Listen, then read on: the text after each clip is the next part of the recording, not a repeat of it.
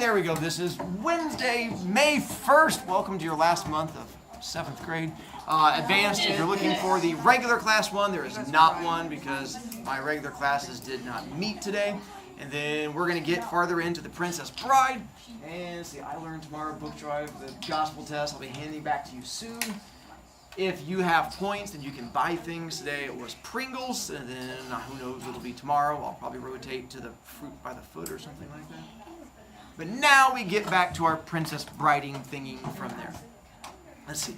We got to the introduction a little bit. We have William Goldman, whose nickname is Billy, hated reading when he was a kid. And then we got to him being sick with pneumonia. And then we got to his dad starting to read things to him. All right. And him dying in the barbershop. Oh, yeah. His dad, not him, his father, dying in the barbershop. I said his dad. That, making sure. All right. So with you guys, we're on page 11, and that's where we get a chance to start. So we get to pick up from there. I think that's one of the things I want to hit. On the 11th Before page. 12 and after 10. Oh, sorry. I thought this was Roman numerals. No. Still. Normal numerals. Oh my gosh. Get your So we find out. Alphanumeric numerals. Shh, this is where we find out that he discovers the Princess Bride and falls in love with it, and we're just getting to that part now. All right. Sorry, trying to speak quickly so we can get into the reading to go as quickly as possible. Everything else was mine. There wasn't an adventure story anywhere that was safe from me. Come on, I would say to Miss Roginski. And Miss Roginski, of course, is his Third grade teacher. There you go, who was the one who had to harass him and make him a better person. When I was well again, Stevenson. You keep saying Stevenson. I finished Stevenson. So who now? And she would say, I don't know, well, try Scott. See how you like him. So I tried old Sir Walter, and I liked him well enough to butt through a half-dozen books in December. A lot of that was Christmas vacation, when I didn't have to interrupt my reading for anything, but now and then a little food. Who else? Who else? Cooper, maybe, she'd say. Off I would go into the Deerslayer and all the leather stocking stuff. And then on my own one day, I stumbled into Dumas and D'Artagnan, and that got me through most of February, those guys. You have become, before my very eyes, a novelholic, Miss Roginski said. Do you realize you are spending more time now reading than you used to spend on games? Do you know that your arithmetic grades are actually getting worse? I never minded when she knocked me. We were alone in the schoolroom, and I was after her for somebody good to devour. She shook her head. You're certainly blooming, Billy, before my very eyes. I just don't know into what. I just stood there and waited for her to tell me to read somebody. You're impossible standing there waiting. She thought a second. All right, try Hugo, the Hunchback of Notre Dame. Hashtag too soon. Hugo, I said. Hunchback, thank you. And I turned, ready to begin my sprint. Thank you for picking up on that. Sprint to the library. I heard her words sigh behind me as I moved. This can't last. It just can't last. But it did.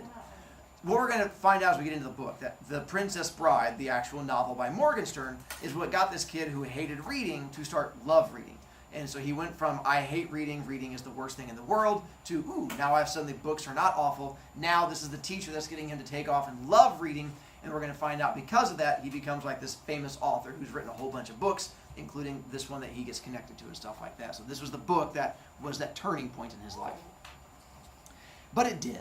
And it has. I am as devoted to adventure now as then. And that's never going to stop. That first book of mine that I mentioned, The Temple of Gold, do you know where the title comes from? It's from the movie Gunga Din, which I've seen 16 times. And I still think is the greatest adventure movie ever made.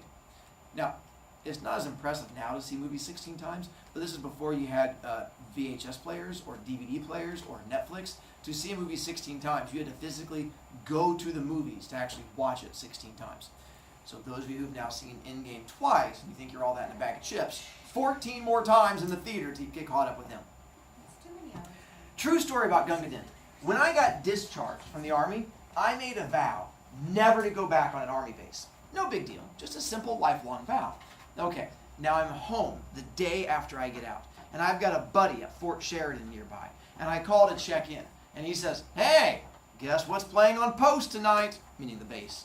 Gunga Din. Hey, let's go, I said. It's tricky, he said. You're now a civilian, meaning you can't go on a base. Upshot, I got back into uniform the first night I was out and snuck onto an army base to see that movie. Snuck back, thief in the night, heart pounding, the sweats, everything. Sneaking onto an army base is a pretty big deal. They'll arrest you and put you in jail for stuff like that. But when it's your favorite movie, hashtag Endgame, then it's probably worth it. Oh God. Since he pretty much put a written confession in here. Yes, but they didn't actually catch him, so he just said I made it up. So it's the joy of being a writer. I'm addicted to action, adventure, call it what you will, in any way, shape, etc. I never missed an Alan Ladd picture, an Errol Flynn picture. I still don't miss John Wayne pictures. My whole life really began with my father reading me The Morgenstern when I was 10. Fact, Butch Cassidy and the Sundance Kid is, no question, the most popular thing I've ever been connected with. When I die, if the New York Times gives me an obituary, it's going to be because of Butch. Okay, now what's the scene everybody talks about? The single moment that stays fresh for you and me and the masses? Answer, the jump off the cliff. Well, when I wrote that, I remember thinking that those cliffs that they were jumping off, those were the cliffs of insanity that everybody tries to climb in The Princess Bride. In my mind, when I wrote Butch, I was thinking back further into my mind, remembering my father reading the rope climb up the cliffs of insanity and the death that was lurking right behind them. That book was the single best thing that happened to me. Sorry about that, Helen. Helen's my wife, the hotshot child psychiatrist. And long before I was even married, I knew I was going to share it with my son. I also knew I was going to have a son, too. So when Jason was born, if he'd been a girl, he would have been Pamby. Can you believe that? A woman child psychiatrist who would give her kids such names? Anyway, when Jason was born, I made a mental note to buy him a copy of The Princess Bride for his 10th birthday, after which I promptly forgot all about it. Why was it for his 10th birthday? Because that's how you read it when he was There you 9. go. A whole connection, parents loving their children, weird things like that. Flash forward inside the flashback. The Beverly Hills Hotel, last December. I'm going mad having meetings on Ira Levin's The Stepford Wives, which I'm adapting for the silver screen. It's when he does a... Stupid computer. Hang on, time out. I have it staying over there, but now it's fighting me because computer... There we go. And so he has written a whole bunch of books and movies, this guy, William Goldman. And so The Stepford Wives was a movie that he did way back in the 70s. So that's what he's referring to here. Wait, so he did the adaptations or he did the... He wrote the original and then also did the adapting. Because he was such a strong author, he would write the book, and then instead of bringing someone else in, he'd be like, I'll adapt my own. Like, okay. And then he'd adapt his own, and then it would do really well. All right. Let's see. Stepford, which I'm adapting for the silver screen. I call my wife in New York at dinner time, which I always do. It makes her feel wanted. And we're talking, and at the close of it, she says, oh, we're giving Jason a 10-speed bike. I bought it today. I thought that was fitting. Don't you? Why is it fitting? Oh, come on, Willie. 10 years, 10 speeds. Is he 10 tomorrow? It went clean out of my head. Well, call us at supper time tomorrow, and you can wish him a happy.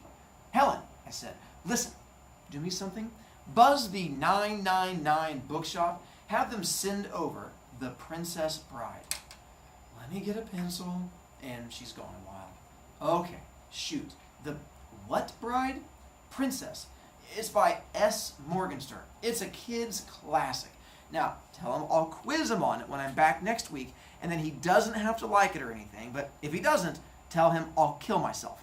Give him that message exactly, please. I wouldn't want to apply any extra pressure or anything. That's just good parenting right there. Kiss me, my fool. Mwah! No starlets now. This was always her sign-off line when I was alone and on the loose in sunny California. They're extinct, dummy. That was mine. And we hung up. I didn't realize that kids don't know what a starlet is. Do you know what a starlet is? Tiny star. A starlet is a movie actress who's like the super hottie ones. They used to have like... Whoa. Stop fighting. That's not a starlet. That's a computer fighting me. Fighting me. Stop it, computer. There we go. And so a starlet was like, they have like these really like, popular ones that nowadays it'd be the girls who were like on People magazine or something like that. They're like, don't you want to know about their life? Or they have like tons of Instagram followers and Twitter followers. That's a starlet. A starlet just means a movie star who's a girl that's a hottie and all the people love. So that's what his wife is saying. Hey, don't go flirty with any starlets. And he's like, they're extinct because in fact they don't exist anymore. Although in Hollywood they're everywhere because when old people flirt, it's awkward. It's just right. I know. Just go ooh and we'll move on. No, old people know they're icky. It's not like a surprise thing for them. You can play it for your parents. They'll go, yeah, he's right. It's okay. Now, the next afternoon, it so happened from somewhere there actually appeared a living, suntanned, breathing deeply starlet. Now, I'm lolling by the pool, and she moves by in a bikini, and she's gorgeous. I'm free for the afternoon. I don't know a soul, so I start playing a game about how can I approach this girl so she won't laugh out loud. Now, I never do anything, but ogling is great exercise, and I'm a major league girl watcher. To translate that, ogling is when you creepily stare at a girl. Wait, what does he look like? He just looks like a normal middle-aged man. So probably not a thing that most starlets would go after. And so right now, he's just doing creepy, starey thing, imagining having a conversation, because that's apparently what guys do. And so he's just sort of staring at her being creepy. So it looks like you? I can probably. But probably has more money than me because that's not hard to do. I can't come up with any approach that connects with reality, so I start to swim my laps. I swim a quarter mile a day because I have a bad disc at the base of my spine. Hashtag old people. Up and back, 18 laps. And when I'm done, I'm hanging on in the deep end, panting away, and over swims this starlet. She hangs on the ledge in the deep end too, maybe all of 6 inches away. Hair all wet and glistening, and the body's underwater, but you know it's there. And she says, okay, this happened now. Pardon me, but aren't you the William Goldman who wrote Boys and Girls Together? That's like my favorite book in all the world.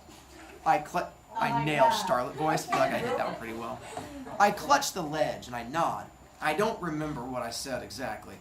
Okay, that's a lie. I remember exactly what I said, except it's too goon-like to put it down. Ye gods, I'm 40 years old. Goldman, yes, Goldman, I'm Goldman. It came out like all in one word. There's no telling what language she thought I was even responding in. I'm Sandy Sterling. Hi. Hi, Sandy Sterling. I got out, which was pretty suave. Suave for me, anyway. I'd say it again if the same situation came up. Then my name was paged. The Zanooks won't leave me alone, I say. And she breaks out laughing, and I hurry to the phone, thinking, was it really all that clever? And by the time I get there, I decide, yes, it was. And into the receiver, I say that. Clever, not hello, not Bill Goldman, clever is what I say. The Zanooks were famous directors, like the guy, Abrams, the guy who does the Star Wars movies and stuff like that. And they were so he was just saying that they will keep harassing him because he's so popular. Old person flirty. Hashtag uck. Did you say clever, Willie? It was Helen. I'm in a story conference, Helen, and we're speaking tonight at supper time. Why are you calling it lunch for? Hostile. Quick pause. Is he in a story conference? No. What do we call this? Why is he lying? Because he basically just got caught being creepy flirty. And so when you get caught being creepy flirty, you try to cover it up with lies. It's what people do. Hostile. Never argue with your wife about hostility when she's a certified Freudian, which means psychiatrist, the people who mess with your minds. It's just that they're driving me crazy with stupid notions in this story conference. What's up? Nothing, probably, except the Morgenstern is out of print. I've checked with Doubleday, too. You sounded kind of like it might be important, so I'm just letting you know Jason will have to be satisfied with his very fitting 10-speed machine. Not important, I said. Sandy Sterling was smiling from the deep end, straight at me. Thanks, though. Anyway, I was about to hang up, and then I said, well, as long as you've gone this far, call Argosy on 59th Street. They specialize in out-of-print stuff. Argosy, 59th. Got it. All right, talk to you at supper. She hung up. Without saying, no Starlets now. Every call, she ends with that, and now she doesn't? Could I have given it away by something in my tone? Helen's very spooky about that, being a shrink and all. Guilt, like pudding, began bubbling on the back burner. I went back to my lounge chair, alone. Sandy Sterling swam a few laps. I picked up my New York Times. A certain amount of sexual tension in the vicinity. Are you done swimming? She asked. I put my paper down. She was by the edge of the pool now, nearest my chair. I nod, staring at her. Which Zanuck, Dick or Daryl? It was my wife, I said, emphasis on the last word. Didn't faze her. She got out, lay down in the next chair, top-heavy but golden, if you like them that way. You had to like Sandy Sterling. I like them that way. You're out here on the 11, aren't you? Stepford Wives? I'm doing the screenplay.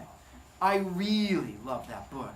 That's like my favorite book in all the world.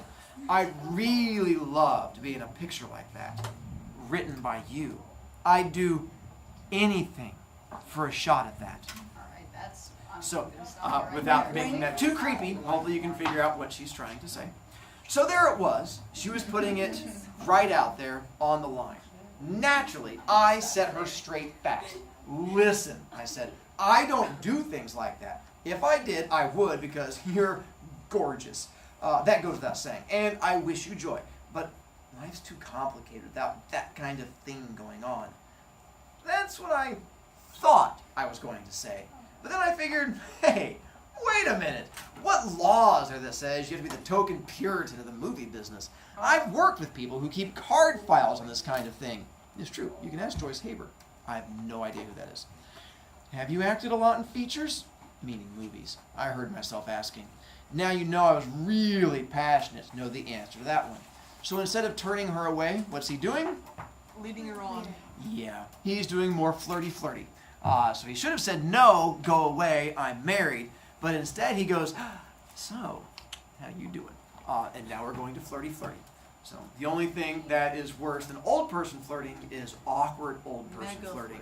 Which is what makes the intro so much fun, because he goes into detail about his own issues. Oh, I have a slide on book. Oh, back up. Have you acted in a lot of movies? Nothing that really enlarged my boundaries. You know what I mean? Mr. Goldman? I looked up. It was the assistant lifeguard. For you again. He handed me the phone. Willie? Just the sound of my wife's voice sent sheer blind misgivings through each and every bit of me. Yes? Yes, Helen? You sound funny. What is it, Helen? It's nothing. But it can't be nothing, or you wouldn't have called me. What's the matter, Willie? Nothing is the matter. I was trying to be logical. You did, after all, place the call. I was merely trying to ascertain why. I can be pretty distant when I put my mind to it. You're hiding something. Nothing drives me crazier. Hang on one second. Pause. I forgot to plug in the speaker thing here. Those of you listening at home, never mind. I'm just plugging in a speaker. Keep paying attention. It's not gonna fall. It didn't fall. I have skills. All right, back to here. Nothing is the matter. I was trying to be logical. You did after all. You're hiding something. Nothing drives me crazier than when Helen does that. Because, see, with this horrible psychiatrist background of hers, she only accuses me of hiding things from her when I'm hiding things from her. Helen, I'm in the middle of a story conference now. Just get on with it. So there it was again. I was lying to my wife about another woman. And now the other woman knew it. Sandy Sterling, in the next chair, smiled dead into my eyes. Argosy doesn't have the book. Nobody has the book. Goodbye, Willie. She hung up. Your wife again? I nodded, put the phone on the table by my lounge chair. You sure talk to each other a lot. I know. There's murder trying to get any writing done. I guess she smiled. There was no way I could stop my heart from pounding. Chapter 1. The Bride, my father said. I must have jerked around or something because she said, huh? I began. I began. Nothing, I said finally. Easy, she said, and she gave me a really sweet smile. She dropped her hand over mine for just a second, very gentle and reassuring. I wondered, was it possible she was understanding too? Gorgeous and understanding? Was that legal? Helen wasn't ever understanding. She was always saying she was. I understand why you're saying that, Willie. But secretly, she was ferreting out my neuroses. No, I guess she was understanding. What she wasn't was sympathetic. And of course, she wasn't gorgeous too. I mean, skinny, yes. Brilliant, yeah. I met my wife in graduate school, I said to Sandy Sterling. She was getting her PhD. Sandy Sterling was having a little trouble with my train of thought. We were just kids. How old are you? You want my real age or my baseball age? I really laughed then. Gorgeous and understanding and funny? Fencing, fighting, torture, my father said. Love, hate, revenge, giants, beasts of all natures and descriptions, truths, passion, miracles. Quick pause, because this is the part where it's probably going to get confusing and some of you are getting lost. On here, one, when she says baseball age, it means like on baseball cards, sometimes the players exaggerate their stats. Like I've hit 400 home runs this year, and I've only been up to bat 3 times. And so you sort of make up stats. So her, when she asked my baseball age, she's like, do you want my real age or my make-believe age? I tell people, that's the baseball age. The thing with his father, what gift is he supposed to get his kid? Book. The book. And why is he supposed to get the kid the book? Because he got it at the same age. And so because from his father. So what he's trying to do right now is he has a decision to make. What is it he wants to do? Hang out with the Starlets. There you go. Hang out with Sandy Sterling and be all flirty. What is it he should be doing? Get the book. And so this is where guilt is starting to pop back up. And so that's in the back of his mind. His father, he keeps hearing his father's voice. You know, when you were 10, this is the book that you got. How could you give up on this book? And so it's his father's voice haunting him from a long time ago. I thought So he was that's just why- like saying it out loud. No. I know, I thought that. That's why I took a moment to explain. He's hearing the voice from his father, like in the back of his head. He's not like talking to Sandy. He's like, torture women! And she's like, what's wrong with you, crazy man? And so he's trying to flirt, awkward old man-ish, and then she's doing it in the back of his mind. He hears his father talking. He's like, flirty flirt? Be good to kid. Be good to kid? Flirty flirt! And it becomes that tough choice. I mean, we've all been there. It was 12:35, and I said, hey, one phone call, okay? Okay. New York City information? I said, into the receiver.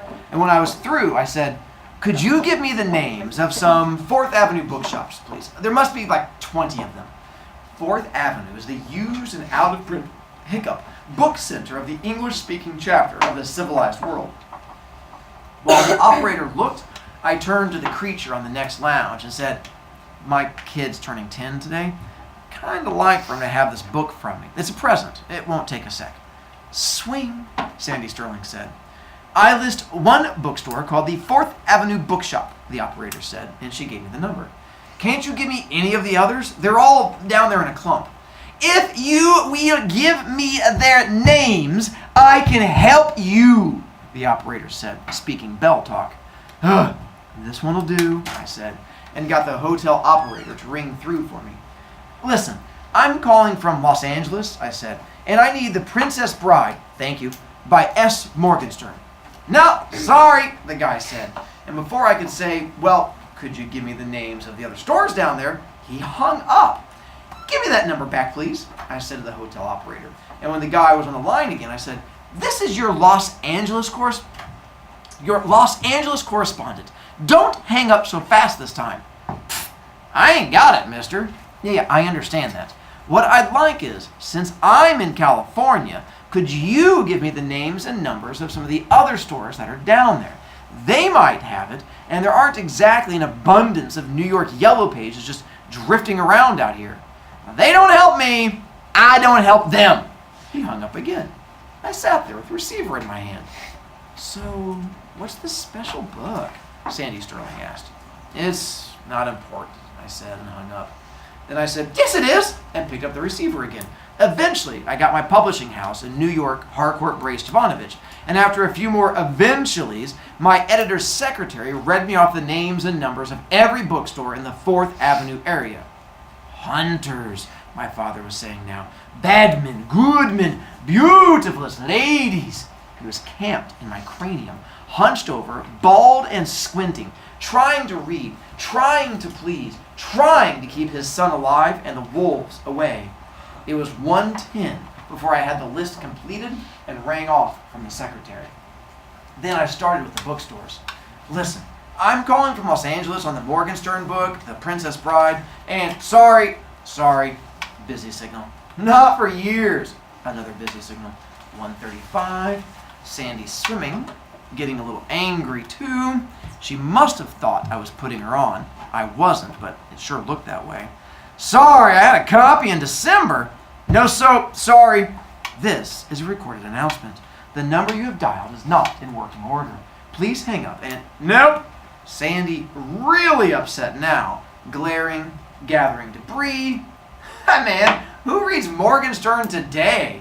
Sandy going, gorgeous, gone. Bye, Sandy. Sorry, Sandy. Sorry, we're closing. 1:55 now. 4:55 in New York. Panic in Los Angeles. Busy, no answer. Florinies I got, I think, somewhere in the back. I sat in my lounge chair. His accent was thick. I need the English translation. You don't get much a call from Morgenstern nowadays. I don't know anymore what I got back in there. You come in tomorrow, you look around. I'm in California? I'm a sugar, he said. It would mean just a great deal to me if you'd look for it. You're gonna hold on while I do it. I'm not gonna pay for this call. Take your time, I said.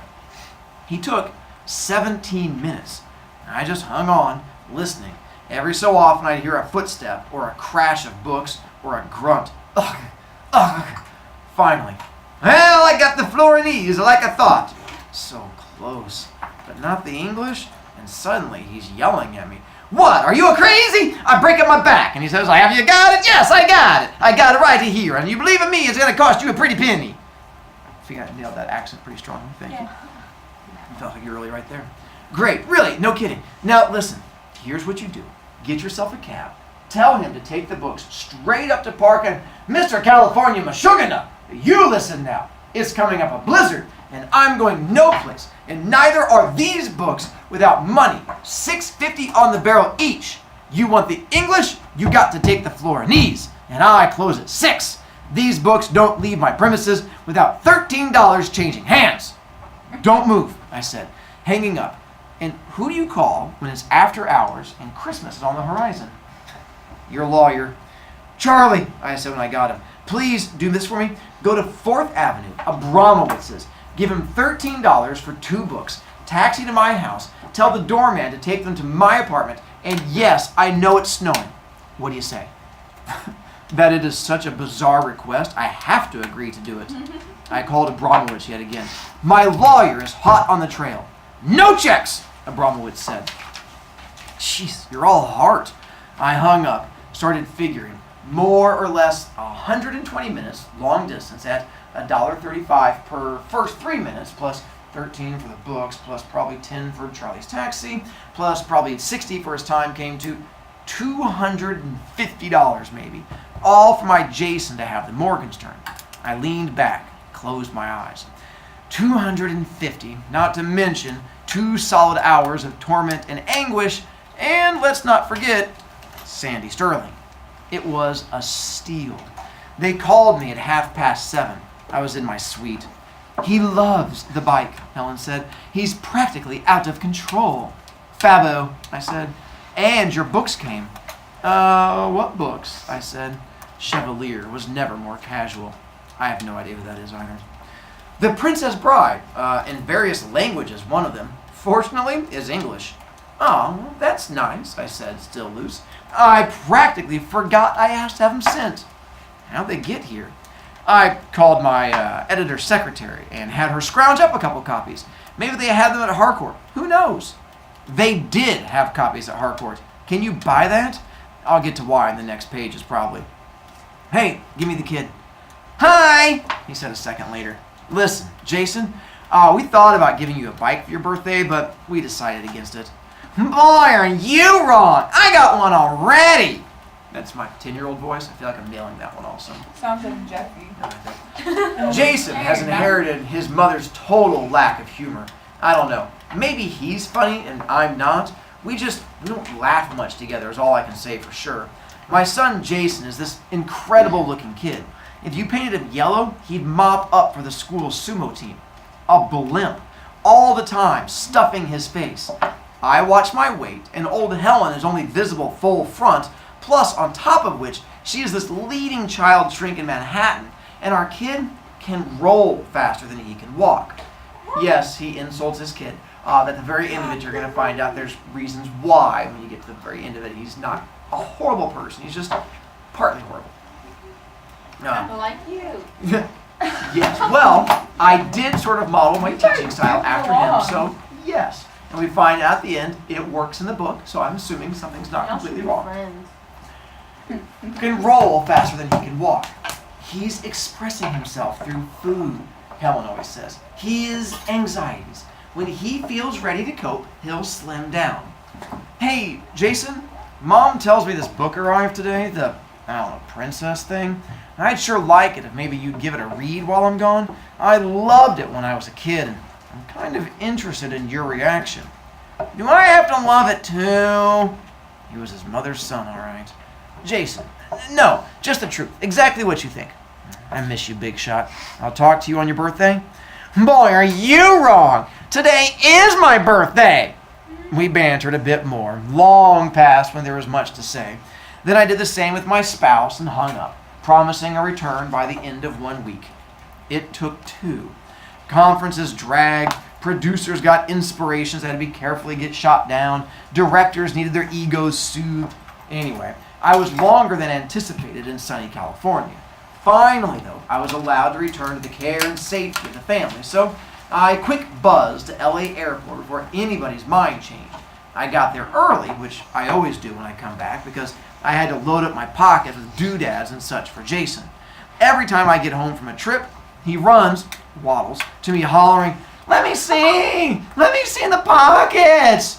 And then he goes through all my pockets, taking out his graft, and once the loot is totaled, he gives me a nice hug. Isn't it awful what we'll do in this world to feel wanted?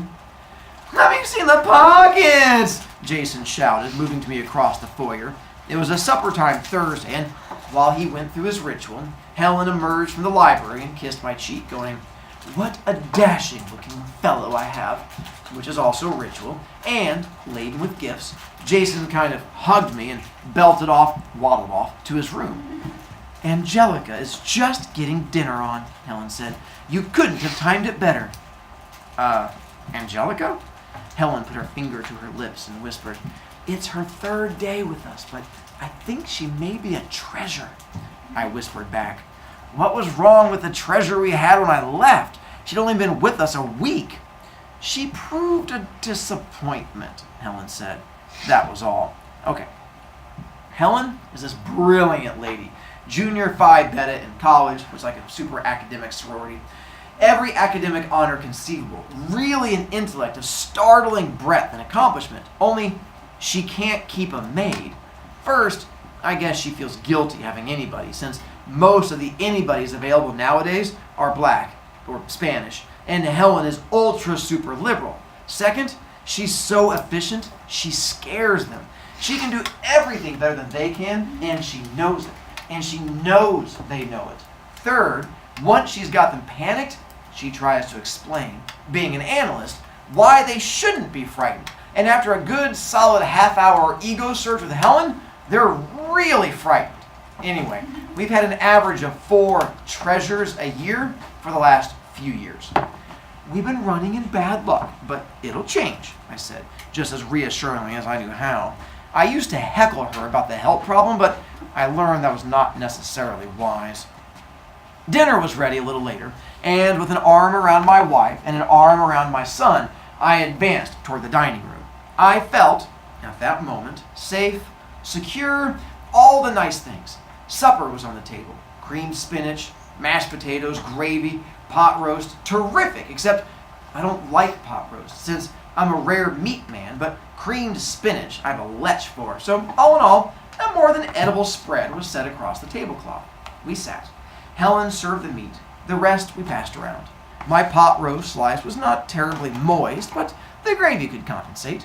Helen rang. Angelica appeared. Maybe she was 20 or 18, swarthy, slow-moving. Angelica, Helen began, this is Mr. Goldman. I smiled, said, hi, waved a fork. She nodded back.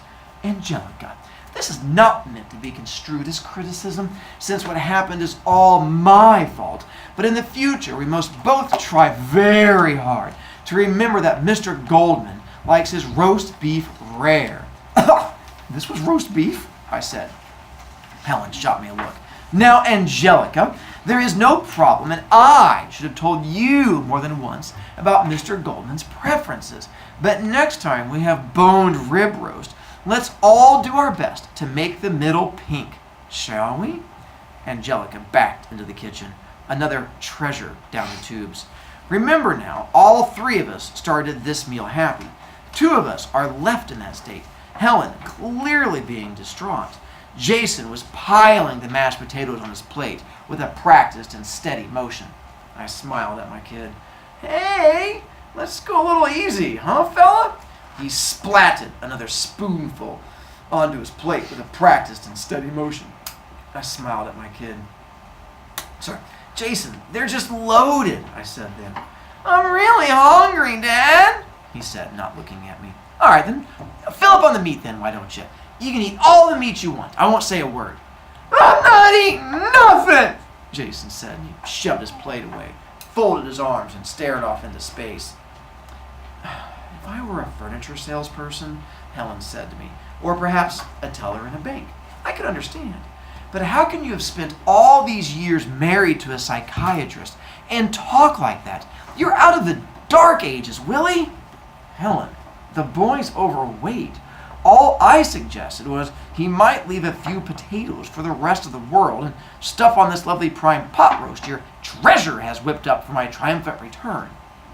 Willie, I don't want to shock you, but Jason happens to have not only a very fine mind, but also exceptionally keen eyesight.